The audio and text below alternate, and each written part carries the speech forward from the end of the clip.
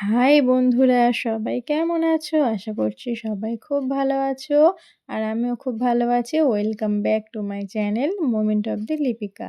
আজ তোমাদের সঙ্গে শেয়ার করছি অনুষ্ঠান বাড়ির ফ্রাইড রাইস রেসিপি। প্রথমেই জল বসিয়ে জলটা হালকা গরম হয়ে যেতে তাতে ভিনেগার দিয়ে দিল গোলাপ জল আর কেওড়া জল, দিয়ে দিল লবণ আর গোটা গরম মশলা দিয়ে হালকা হাতে একটু নাড়াচাড়া করে তার মধ্যে দিয়ে দিল আগে থেকে ভিজিয়ে রাখা চাল।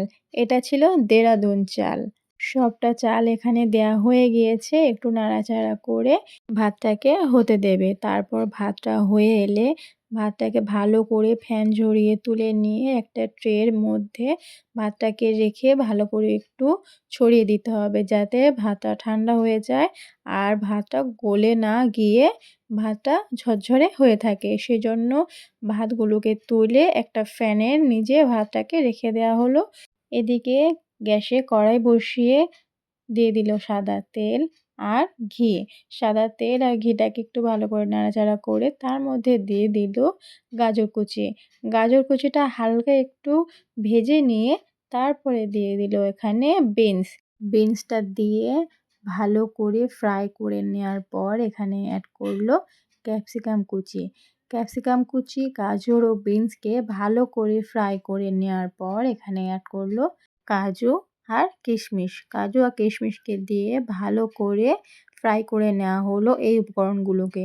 এই উপকরণগুলো একটু ফ্রাই হয়ে যেতে এখানে অ্যাড করলো পরিমাণ অনুযায়ী লবণ ও পরিমাণ অনুযায়ী চিনি।